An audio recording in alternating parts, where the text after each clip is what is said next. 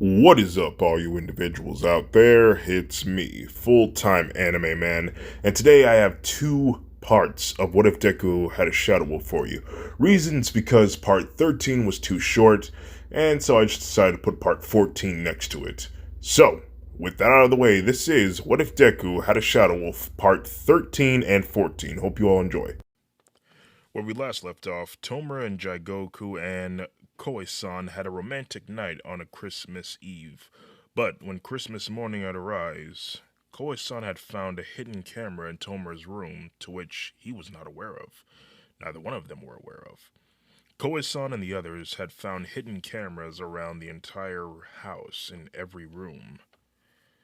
They all sat down in the living room, just pondering away of what could possibly be going on.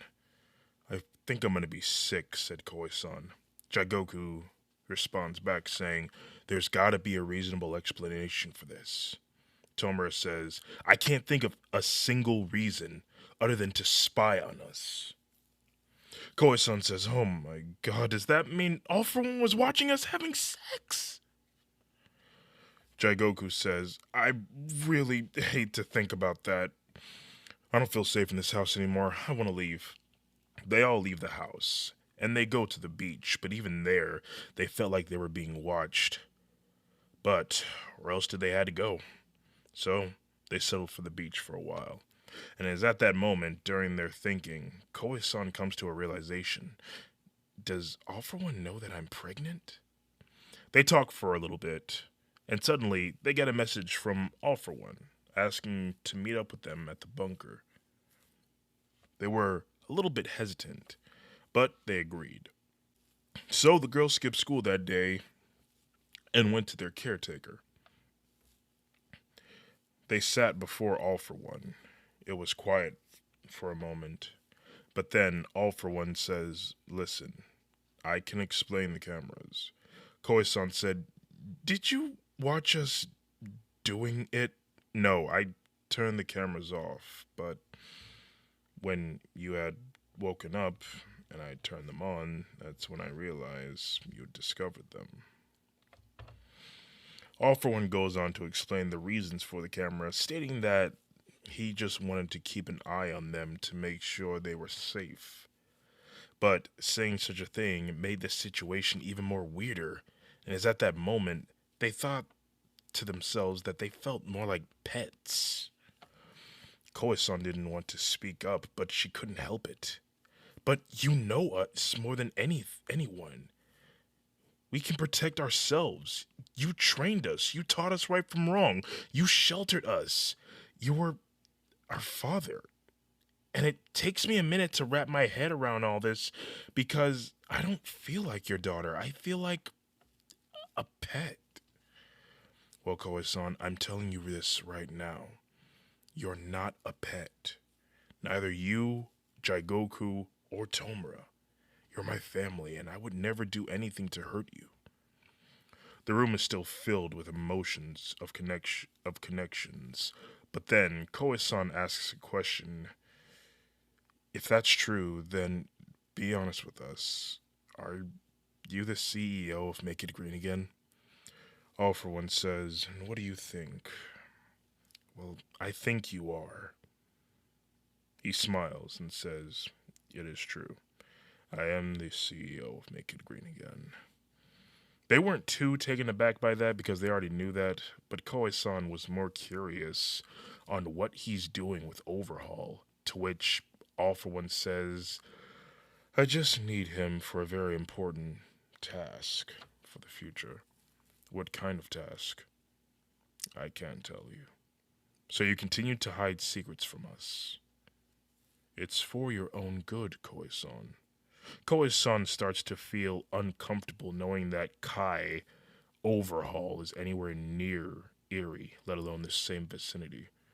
Koe-san would ask if they could take Erie home with them, and All For One doesn't even ask why. He just says, sure, anything you want. Koe-san, along with Jigoku and Tomura, say their thanks and their potential goodbyes, but before they could leave the room, All For One stops them. Hold on. I almost forgot something. I have a new target for you to capture. He slips them a file, and inside was a bunch of papers and a picture of a man named David Shield. Why are you after him? Asked Tomura. I just want to ask him a few questions. Jigoku steps forward. Why not just call him on the phone? These questions I want to ask him are classified, and it cannot be spoken to over the phone. Now, run along, all of you. I'll be sure to have Eri ready for you. They all go and grab Eri and take her home, and even though they removed all the cameras, it still feels like All for One is somehow still watching them. Walking the little girl through the front door, Koe-san welcomes her to her new home. When nighttime came and everyone was asleep in their beds, Koe-san was awoken by tiny hands tapping on her back. It was Eri. Oh, hey, sweetie. Eri would raise her hands up, signaling that she wanted to sleep in the same bed as her. Koe-san would then pick her up and place her in a bed, tucking her in with her blankets, and kissing her on the forehead goodnight. While trying to fall back asleep, Koe-san felt Eri's tiny hands on her stomach. Hey, why are you so fascinated by my tummy? Eri with a smile, and she actually managed to get one word out. Ma. Ma. Koe-san's eyes widen. Wait, how did she know I'm pregnant?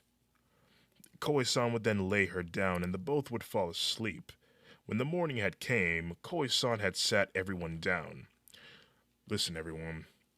After all that we've learned, I feel like something is about to happen. And I want you all to be safe. So, in case anything happens to you or me, I want to make you all immortal until things settle down. Nobody questions her proposal, and everyone joins hands, and even Eri. They all were engulfed in a brilliant light, and when it had subsided, Koe-san says, There, you're all immortal now. But please, be careful. Just because you can't die, that doesn't mean you can't be put down. If your head is disconnected from your body, it won't be pretty. They all nod in agreement, and we move ahead a couple days. We'll say about 3 weeks, and Koe-san, Jigoku, and Tomura hid in the shadows, as they were all in hot pursuit of David's shield. He took shelter in his multi-million-dollar mansion, with heavy securities, about 20 security guards, 20-foot gates, to numerous cameras. It was crazy levels of security. They all watched while in a tree. He was sitting in his office, doing paperwork. Koe-san says, I'm worried about Eri, guys. I mean, was it really a good idea to leave her in the car?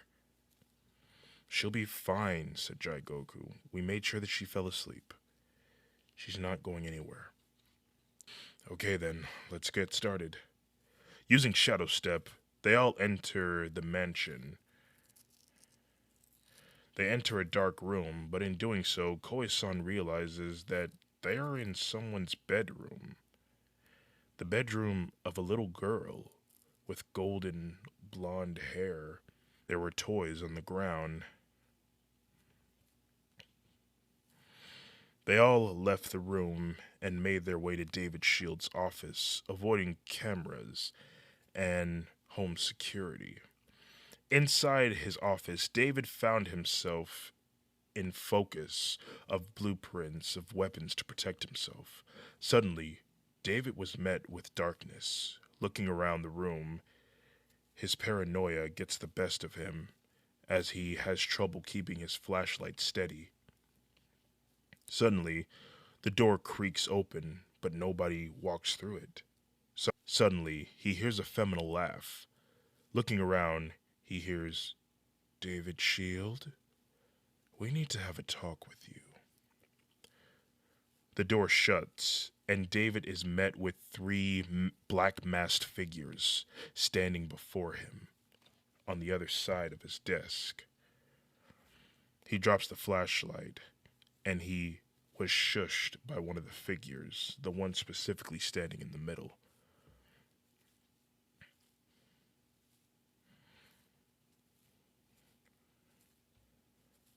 He sits down, and the figure sits down as well.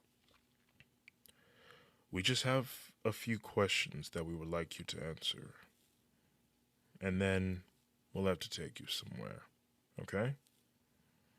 David Shield reluctantly nods his head, and Koe-san says, okay. Do you plan on building any foundry in the city or wooden area? No.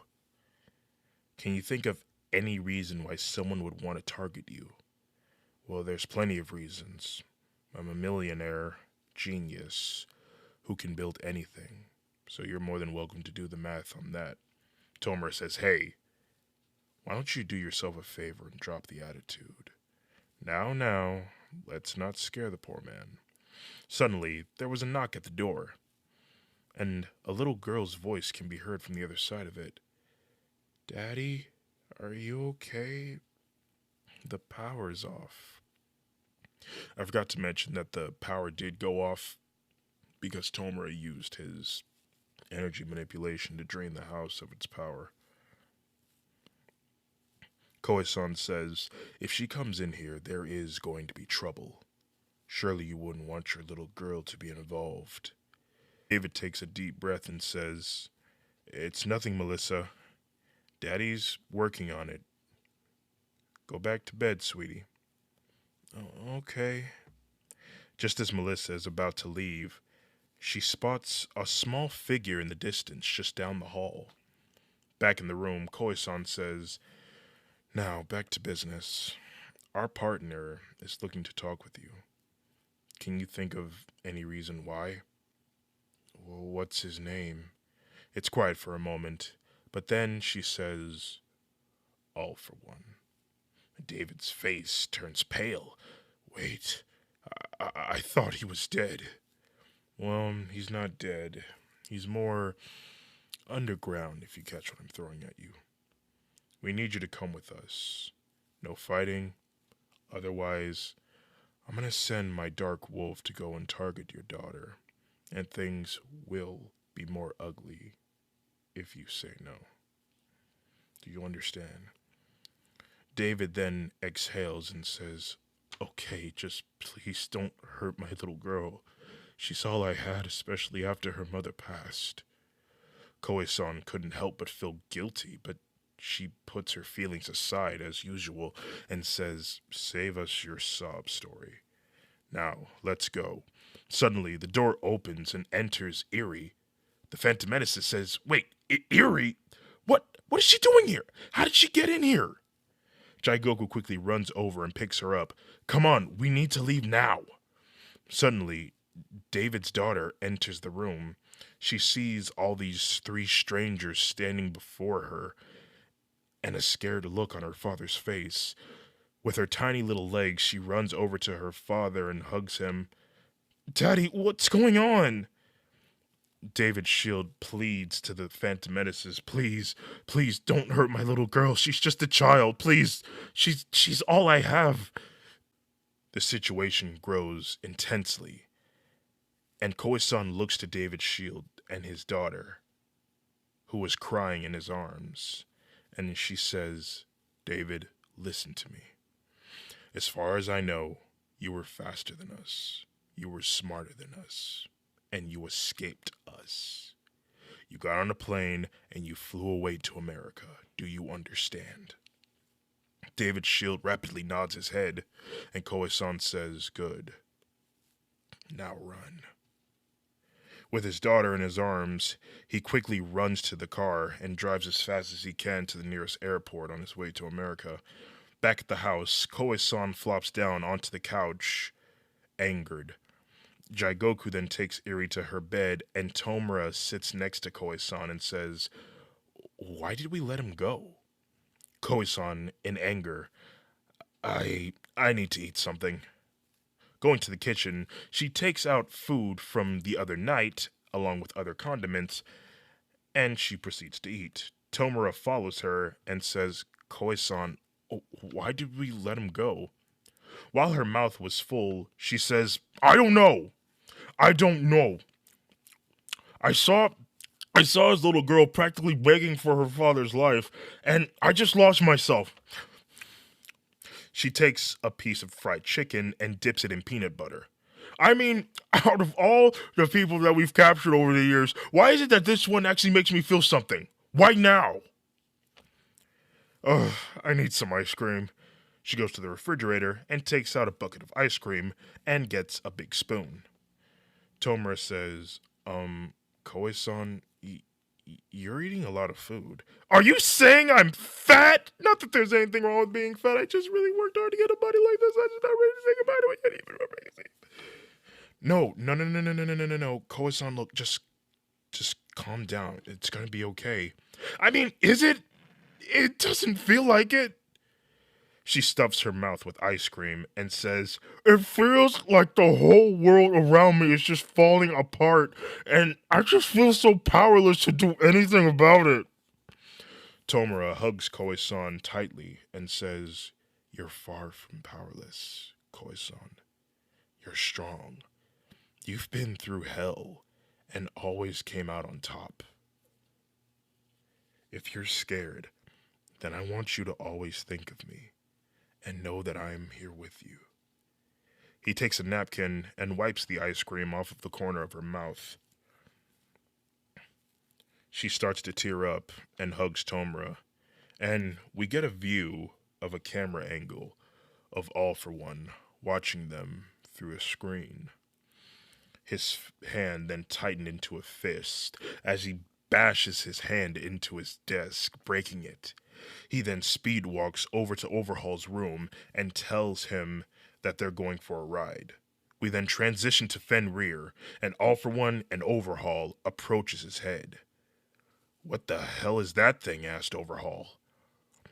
All For One says, This is the Earth's salvation. Fenrir then wakes up, and we fade to black. And we will be moving on to part 14 here. Where we last left off, the Phantom Menaces had let their target that All For One wanted go, David Shield. And after that, All For One took Overhaul to Fenrir for a task. We pick up a few hours after Koi-san and the rest of the gang had let David Shield and his daughter Militia Shield go. They were on the phone with All For One, telling him that they had failed, but All For One told them that it's okay and that he'll keep them updated if they ever have David Shield in their radar again. Koi-san was confused. She was expecting him to be mad. Tomura says maybe David wasn't as important to him. Well, if that's the case, then why did he have us go after him? Said Jigoku. Koi-san says, I don't know, but I don't feel comfortable talking about it in this house. I still feel like he's watching us. They leave the house, bringing Eri with them, and to not make her feel so alarmed, they tell her that they were just going to go have a small family outing and take her to the playground.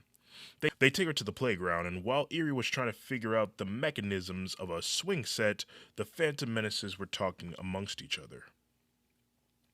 Koi-san says, okay, I think we should think about the things that All For One knows that we know. But there are plenty of things that we know.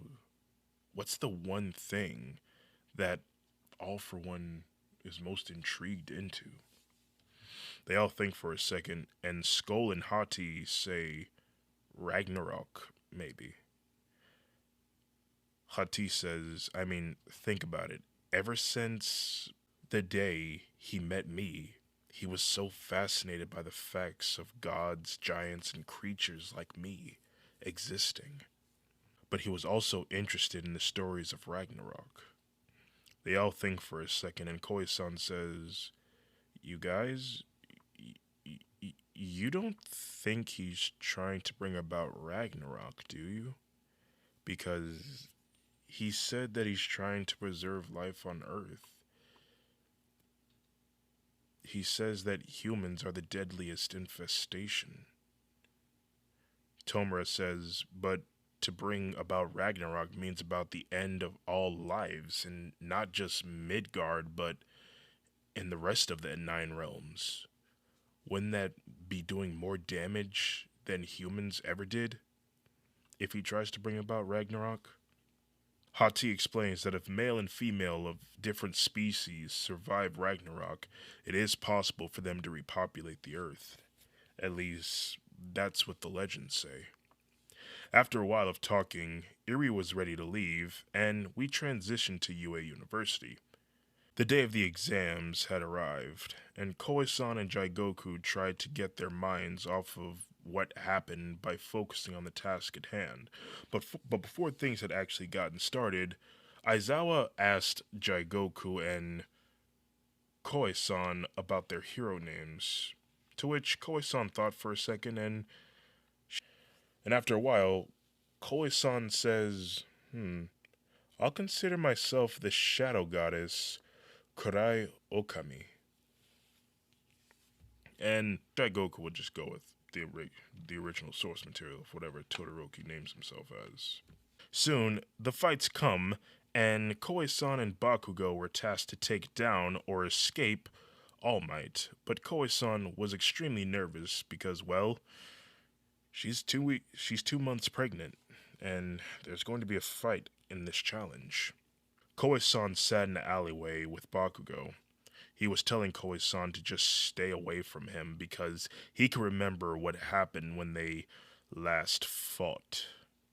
Koe-san smiles, and she gets up and she pins Bakugo against the wall, and she places her leg up and places her foot against the wall near Bakugo's head.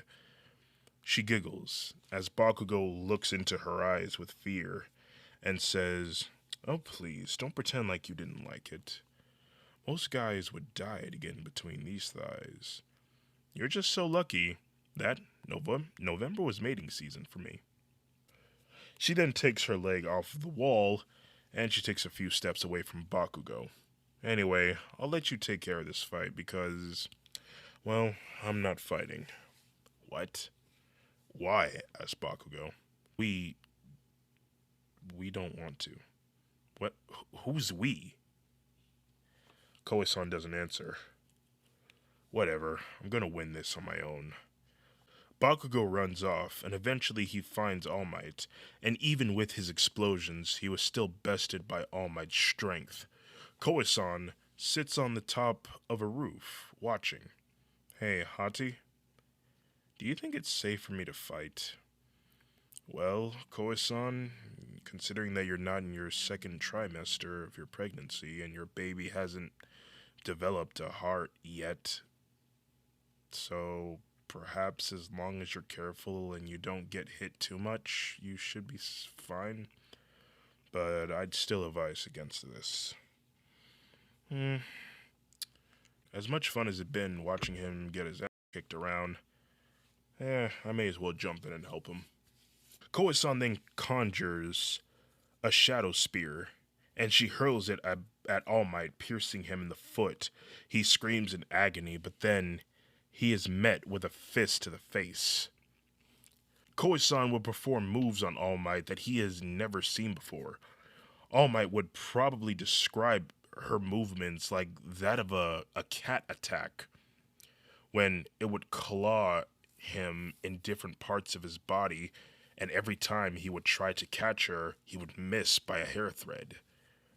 Koe-san would then form a staff, and she would take out one of All Might's knees.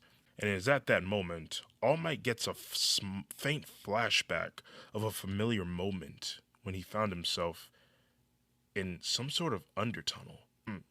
Buddy quickly snatches himself out of the flashback and tries to grab the girl, but she would use her shadow armor and his hand would phase through her.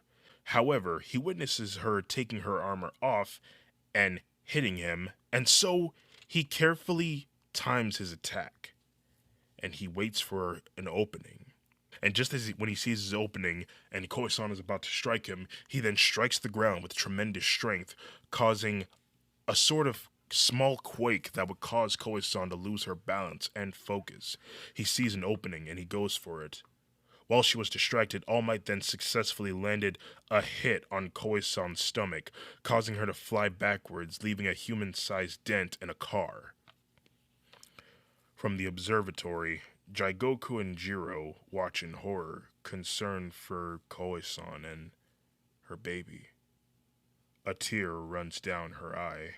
Even Jiro watches in horror. Back at the fight, Koisan was processing what had just happened. Her fears started to engulf her, and she felt extreme pain in her stomach. Is my baby... Oh my god. What have I done? Why did I do this? Is my baby... Is my baby dead? She starts to cry loudly as tears start to engulf her eyes and run down her cheeks. All Might sees her crying and feels extremely horrible. I mean, he knew that he was going to hurt her eventually because, well, he's playing the role as a villain, but watching one of his students cry like this made his big heart feel pain. He approaches her. I'm sorry. I didn't want to do that, but villains won't show you this kind of sympathy. Koisan looks at All Might as her eyes start to fill with rage. At that moment, she felt her wild side get the best of her.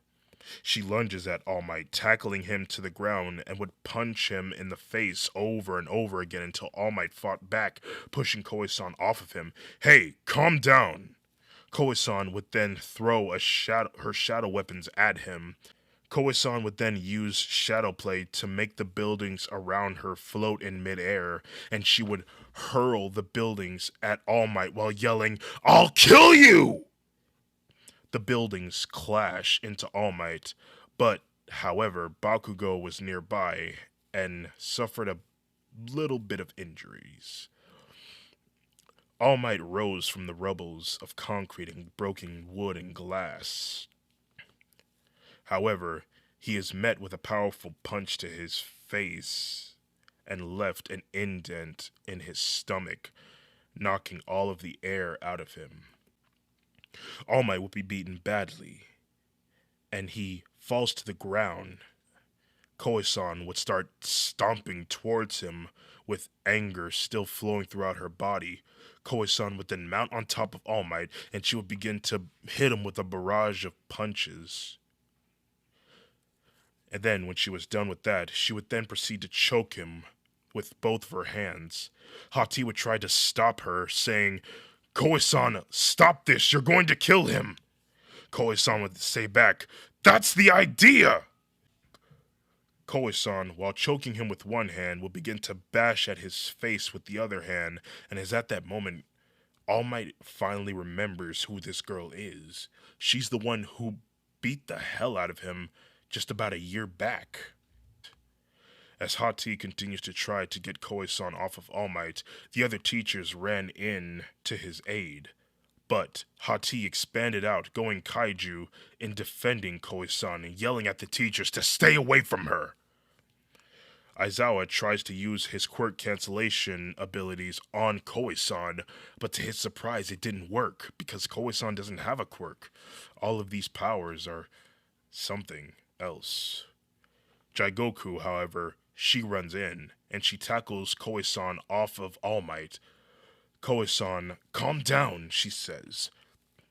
But she wasn't listening, and at one point, Koisan then punches Jigoku on one side of her face, leaving a dark bruise. Koisan tries to get out of her grip, and she does, trying to get back at All Might, but she is quickly grabbed by Jigoku by the ankle, who pulls her back in and pulls her in for a hug, trying to calm her down, holding her head over one side of her shoulder. It's okay. Koisan would then bite Jigoku on her shoulder, drawing blood as she felt her teeth digging into her flesh. Jigoku screams out loud, but she holds Koe-san tightly and begins to stroke her hair, whispering, "It's okay, it's okay." Koe-san would then start to breathe slowly as reality starts to set back in. As she calms down, her eyes go back to normal. She looks at Jai Goku and says, Jai Goku. Tears start to flood her eyes. My baby. It's okay. I'll take you to a doctor. We'll get it taken care of. It's okay. My baby. She then passes out, and Jai Goku calls over Hati, and she explains to her that Koe-san has simply passed out from exhaustion. Okay then, well, I'm going to get her to a doctor. Jai Goku, wait, I'm passing out as well. She then falls to the ground and she returns to Koe-san's body. Jai Goku stands up with Koe-san in her arms and the pro heroes approaching before her. Aizawa speaks first. Good job, Jai Goku. Now, let us take her from here. Jai Goku begins to back up, not wanting to give Koe-san to them. No, I need to get her to a hospital. The teachers start to close in on Jai Goku, and she starts backpedaling. Midnight says, "We can help her, but we have to restrain her first. She's done too much damage and we can't risk it." As Jai Goku continues to back up, her back then hits a wall as the teachers close in on her. Cemento says, "Young lady, we don't want to have to forcefully take her from you. We can do this the easy way or the hard way. The choice is yours." Jai Goku, as adrenaline starts to rush throughout her entire body, she takes a deep breath as she swallows her saliva and says, "Okay." Her body was then engulfed in ice and fire. Everyone watches in bewilderment as they just now find out that Jai Goku not only has ice conjuration, but also fire. Jai Goku then yells, "We can do this the hard way!" She then uses her fire and ice to eject herself upwards over everyone's head. Cementos tries to snare her in concrete, but the concrete would immediately turn solid as she would use her fire to turn the soft concrete into solid. While still in the air, gravity pulls on Jai Goku, bringing her back down to the ground. But then, Jai Goku creates a glacier of ice and slides down it. Just a few feet away from the door, however, she was stopped when she felt a snare down by her ankles. It was Aizawa's scarf. Jai Goku would fall to the ground and she would drop Koe-san, and Aizawa uses his eraser quirk on her. Jai Goku, it's over. Just stop. It was just Aizawa, by the way. He ran to her. Jai Goku would say, "No! Stay away from her!" Ripping the scarf in half, she would then lunge at Aizawa, and the two would engage in a fist fight. Though Aizawa may have the experience, he was still bested by Jai Goku's unpredictable movements. And at one point, she grabbed a fistful of dirt and blew it in his eyes so that she may regain her quirks, and she uses her ice abilities to snare him in ice. Jai Goku would then pick up Koe-san and would start walking towards the door when suddenly she feels the ground start to soften up as the concrete that they stood on turns soft. She turns around and sees Cementos and Midnight approaching them.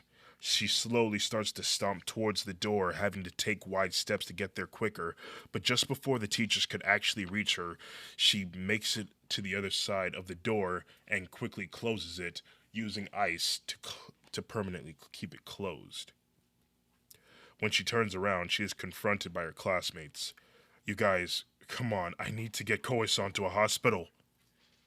Ida says, Jai Goku, we can't let what Koe-san did slide. She needs to face her punishments.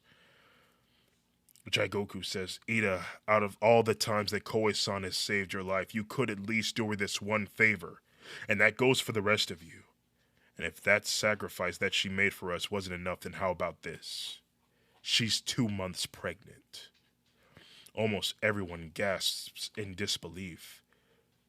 They all moved aside, and Jaigoku walks away, and we fast forward a few hours later with Koe-san in the hospital.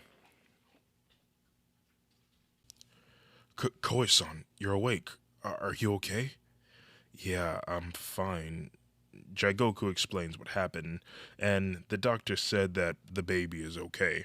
Thank God. Koe-san takes a sigh of relief, and her memories start to flood back, and she remembers punching Jaigoku in the face and biting her. She hugs her, frantically apologizing, but Jaigoku would tell her that it's okay. Soon, they leave the hospital, and when the next day came, Koe-san had gotten a call from the police department saying that there was an official warrant for her arrest for the assault on the Pro Heroes. Excuse me. She hangs up the phone and she paces back and forth, and she tells Jaigoku what's going on, and it is with that they leave the house with Eri. Soon, they arrive at their Uncle Kurogiri's bar and ask if they could stay there for a while. After explaining what happened and even telling him about Koe-san's pregnancy, he brings them drinks, but of course he brings Eri apple juice and he gives Koe-san water. I see, but why would you willingly go up against All Might while pregnant? That was very dangerous. I... I don't know. Well, from one adult to another, that was very stupid. She then brings her hands up to her head, feeling ashamed of herself while saying, I know. But she is comforted by her uncle, who said that he's happy to hear that the baby is okay. Eventually, Tomura hears about what happened and he comes to the bar, and he comforts Koe-san, Jaigoku, and Eri, and they explain almost everything to him, skipping the part about the pregnancy. But just as they were thinking of what to do or where to go next, the phone of the bar rings, and it is All For One who wants Koe-san, Jaigoku, and Eri to come to the bunker, but Tomura would have to stay in the city. Which they were confused, like, why just the three of them and not Tomura? Without questioning it any further, they went to the bunker, and they are greeted by All For One. Koe-san, Jaigoku, Eri. It's great to see you. Now, I heard about what happened, Koe-san, and first off, I don't want you to worry. Jaigoku, you did what you had to protect her. Anyway, you all will have to stay here for a while. Do whatever you want to make yourselves feel comfortable and at home. The first thing Koe-san asks is if Overhaul was still here, to which All For One explains that he is actually in a different vicinity somewhere else. And so a few days would pass. For a while, it was okay. Koe-san was in her own room along with Eri and Jaigoku. They were in the same room. And Koe-san's pregnancy went pretty normal. She was having morning sickness, she was having cravings, and light mood swings. She would call Tomura, and the two would talk about their day and how much they miss each other. There was even at one point, Koe-san was going to tell him that she's pregnant, but every time she wanted to try to, she would cry, to which she would hold the secret just a little bit longer. One day, Jaigoku came to Koe-san's room. The two would talk for a while about the baby, like what they were going to name it, if it's a boy or a girl, and what kind of things the baby would grow up like, etc. Jaigoku would lay her head on Koe-san's lap and says, I'm glad you're keeping it. I was really scared that you were going to get rid of it. Koe-san rubs her head and says, I'm glad I'm keeping it too. At that moment, Koe-san starts to think about the future, about how scared she is if anything happened to her or her baby. If something happens to Jaigoku, Eri, or Tomura, she will not be able to protect them. She's afraid that the gods will find them, and it is with that her thoughts get the best of her, and tears start to flood her eyes. But Jaigoku would comfort her, saying, "It's gonna be okay. She doesn't have to fight for them anymore, and that she will fight for them instead, to just keep believing in her, and that she will never fail." The two would share a kiss. One day, Koe-san was visited by All for One. "Hello, Koe-san. Can I have a talk with you for a moment?" "Sure. What is it you want to talk about?" He sits down and says, "You know the day is coming, right? When I last fought All Might, and I will need you to rewind time on me so that that doesn't happen. But I have another proposal. See, I know about your ability to make other people immortal, and it's truly a wonderful ability to have. Kind of like a god, or a goddess, if I may say so. Would you make me immortal, my child? You won't have to worry about rewinding time on me anymore." Placing a hand on one side of her face, and says, "Just give me an endless life, pretty please?" Koe-san's heart won't stop beating so loud and fast. She takes a deep breath and says, "No." All for One takes his hand off of her and says, "No. No. Well, if I may ask, why not?" Koe-san's whole body started to tremble, as if her father figure started emitting this aura of an apex predator ready to strike. Because you lied to me. You had me capture all those people, and for what? To bring life back to Earth? As generous as that sounds, we still hurt innocent people." All for One then stands up, knocking over his chair, and says, "Hurting innocent people? You want to talk to me about hurting innocent people? What about all the things that you've done? What about all the innocent people that you've killed when you wanted to quote-unquote test their will of wanting to live? What about all those times when you captured the heroes and you imprisoned them? I never asked you to do that. That was all you. You gave them a fate worse than death. And what about that little shadow technique when you caused catastrophe to the city? Innocent people died, and every day new bodies are being found. And you want to talk to me about hurting innocent people? You're just as messed up as I am. You and me, we're more alike than you think." "But I don't want to be like you." "Oh, but you are. You're more like me. Do you remember that night when I was on my deathbed and I reached out and I touched your forehead? You didn't know it at that time, but at that time, I put a piece of myself inside of you, Koe-san." Koe-san says, "What? You did what? Why would you do that to me?" "Well, you see, that's the funny part. I wasn't trying to do it to you. I was trying to do it to Tomura. But you just so happened to step in front of him. I can't believe that after all the things that I've done for you and all the things that I've given you, that this is the thanks I get." Koe-san stands up with aggression and shows the same amount of anger and says, "I didn't ask you to take me in. That was your choice. And was I happy that you did? Yes, because you were the first person ever to show me kindness. But knowing that you used me for your machinations and used my power and said all the things that I wanted to hear, it just goes to show that you're a manipulator and a liar. Do you want to know why I called you daddy in the first place? It's because I thought you deserve it. Because I thought you loved me. You acted like you cared for me, and I was foolish enough to believe it. But now I know you never really loved me, or Tomura, or Jaigoku for that matter. I did all those things that you wanted, but we never asked for anything in return. What we wanted was for you to care for us. We wanted you. We loved you. We wanted you to love us, to be a family. But now I know that doesn't matter to you. It never did."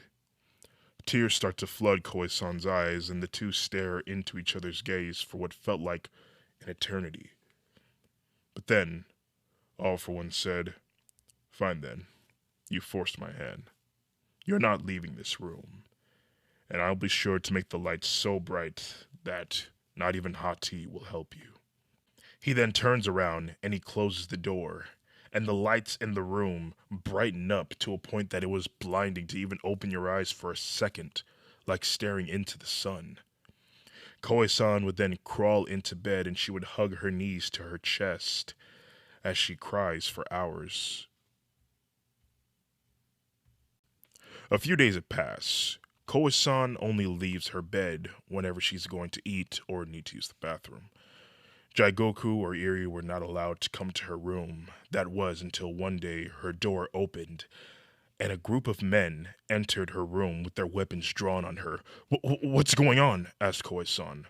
Then, All for One walked into the room with a surprise visitor, Horenir. Koe-san backs up out of fear. What is he doing here? And then she sees Jaigoku and Iri being restrained. What are you going to do with them? All for One then turns to Horenir and says, Would you kindly? He then reaches towards the two girls and he strips them of their immortality. All for One says, Now Koe-san, you have a decision to make. Either you give me what I want, which is immortality, or else. Jaigoku says, Don't listen to him, Koe-san, he's just bluffing.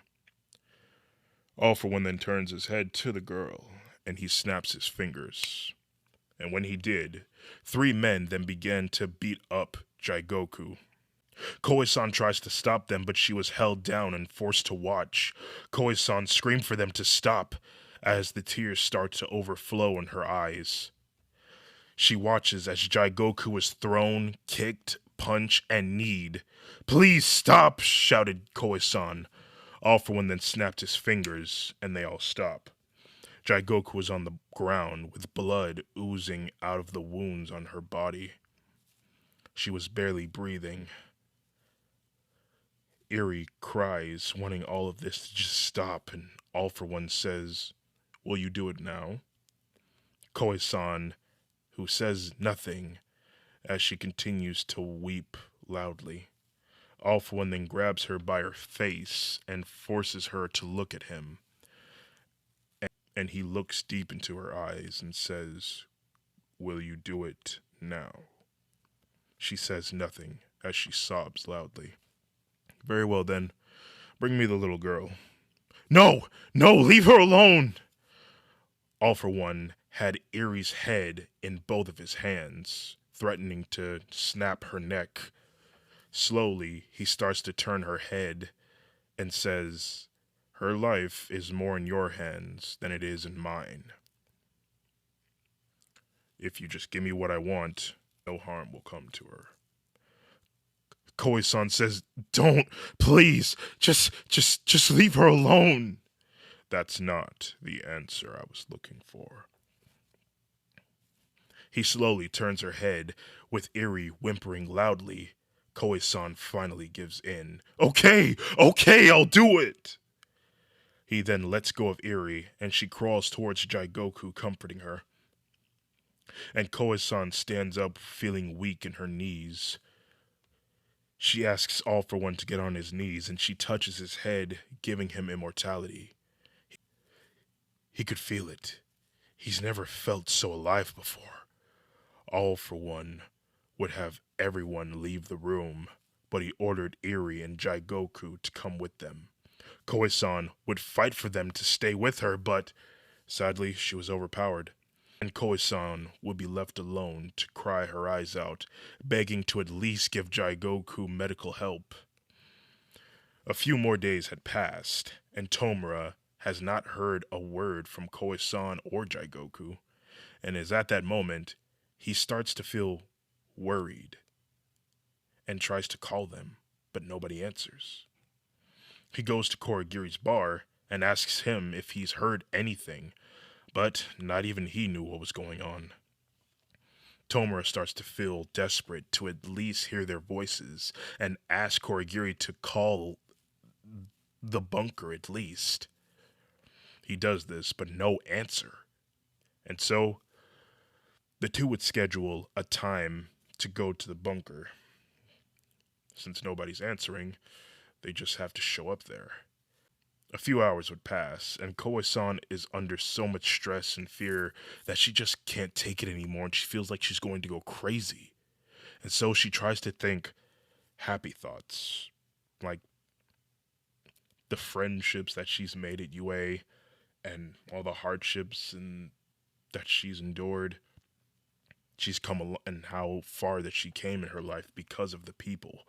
Meanwhile, over at Fenrir, All for One had brought a quirk enhancement drug to Overhaul to use. Are you ready? Asked All for One. Well, I'll be ready as I'll ever be. Again, I can't promise that this is going to be 100%. So whatever you get, you're going to get.